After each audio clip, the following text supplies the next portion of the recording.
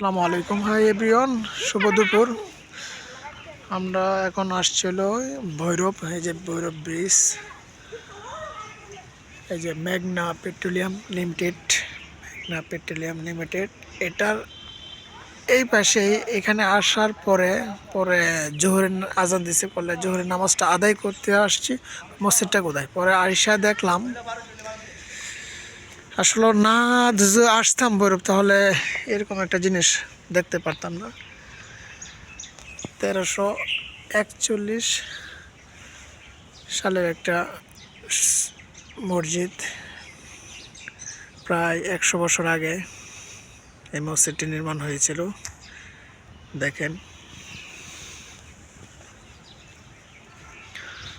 এই মসজিদটি আজকে জোহরের নামাজ আদায় করলাম, আলহামদুলিল্লাহ।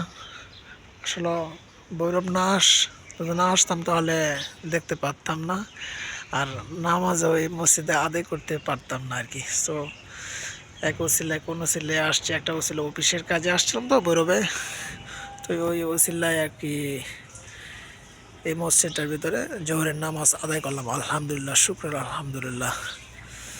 আল্লাহ তাআলার কাছে অনেক শুকরিয়া, এই মসজিদটির জোহরের নামাজ আদায় করতে পেরেছি।